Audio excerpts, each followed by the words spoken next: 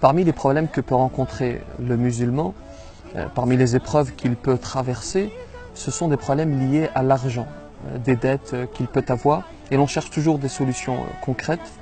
Pour répondre à cela, je vais t'en donner une. Écoute. Assalamu alaikum, alaikum, yeah. Assalamu alaikum. Bismillahirrahmanirrahim. Assalamu alaikum wa rahmatullahi wa barakatuh. Il s'agit de l'histoire d'un homme qui est criblé de dettes. Et il va essayer de trouver une solution. Il va aller voir un commerçant et lui demander de lui prêter de l'argent pour qu'il puisse rembourser toutes les personnes à qui il doit de l'argent. Alors, c'est ce qui va se passer. Ce commerçant va se mettre d'accord avec lui sur une date de remboursement. Il prend cette somme et puis va la distribuer. Les jours passent et malheureusement, sa situation empire. Il ne peut absolument pas rembourser le commerçant. Il va aller demander un délai à ce commerçant qui va lui répondre « Je ne peux absolument pas t'accorder de délai, nous nous sommes mis d'accord, il faut que tu me rembourses ».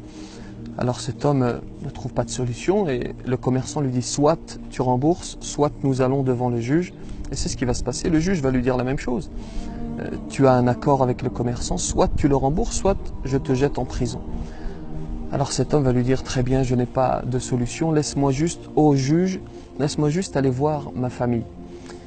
Le juge va lui dire « Mais qu'est-ce qui me fait croire que si je te laisse aller voir ta famille, tu reviendras demain ?» Et il va lui dire « Si je ne reviens pas, alors considère que je ne fais plus partie de la communauté de Mohammed sallallahu alayhi wa sallam. » Et le juge, c'est l'importance de cette promesse, il va le laisser aller voir sa famille. Alors cet homme s'en va voir son épouse, ses enfants leur apportent la nouvelle, ils sont attristés. Et puis son épouse, très croyante, va lui dire « Puisque c'est grâce au prophète, entre guillemets, que tu es venu nous voir ce soir, que tu ne dors pas en prison, alors فَلْنُصَلِّ عَلَى رَسُولِ اللَّهِ » Alors mettons-nous à prier sur le prophète, que la paix soit sur lui. Et c'est ce qu'ils vont faire, ils vont s'asseoir et se mettre à faire ce que nous délaissons, c'est-à-dire prier sur le prophète. Allahumma salli wa sallim wa barik ala sayyidina Muhammad. Et alors qu'ils sont en train de faire ceci, ils vont s'endormir. Et lorsqu'ils s'endorment, cet homme va voir le prophète sallallahu alayhi wa sallam. Et vous savez que lorsque l'on voit le prophète en rêve, alors il s'agit réellement du prophète, parce que le diable ne peut prendre l'image du prophète. Et donc le prophète l'interpelle et lui dit « Va voir Al-Wali » et tu lui dis « Le prophète t'ordonne de payer ma dette ». Alors cet homme va dire au prophète « Mais si je lui dis ceci, il va me rironner et me dire « Je ne peux te croire ».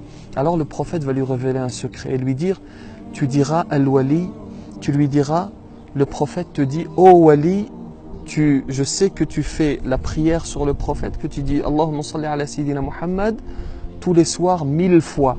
Et hier soir, tu t'es trompé, tu n'as pas atteint les 1000, mais nous acceptons tout de même les 1000. C'est-à-dire que personne ne peut savoir ceci.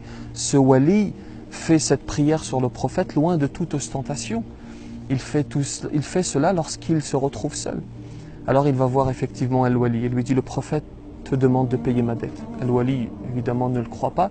Il va lui apporter la preuve. Al-Wali se met à pleurer. Il sort une somme d'argent et lui dit « Va payer ta dette ».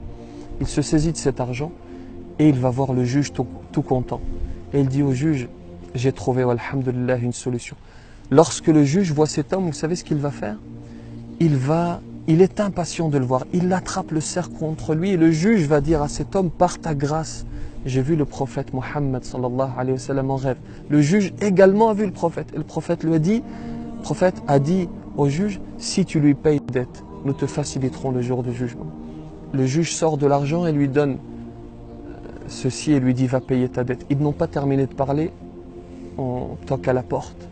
Il s'agit du commerçant qui entre et se saisit de cet homme. Et lui dit, par ta grâce, j'ai vu le prophète Mohammed sallallahu alayhi wa sallam. Et il m'a dit, si tu lui pardonnes, si tu effaces ta dette, nous effacerons tes péchés le jour du jugement. Et cet homme, ce commerçant, non seulement il efface sa dette, mais en plus il sort de l'argent et lui dit voilà pour tes enfants. C'est-à-dire que cet homme est venu criblé de dettes et il repart avec l'argent de l'Wali, avec l'argent du juge et avec l'argent du commerçant et il a effacé sa dette.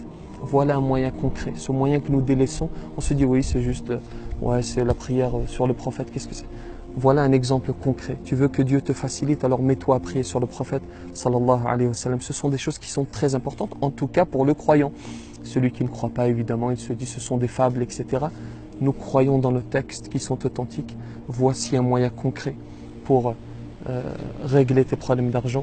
Vous êtes encore là? Bon, je vais anticiper certains commentaires comme on a l'habitude. Cette salutation sur le prophète, cette confiance en Dieu ne signifie pas abandonner l'action. C'est-à-dire que je fais confiance en Dieu, je fais cette salutation sur le prophète, que la paix soit sur lui, et j'agis concrètement et je fais les causes, et Dieu, pour tout ceci, me facilitera. Assalamu alaikum.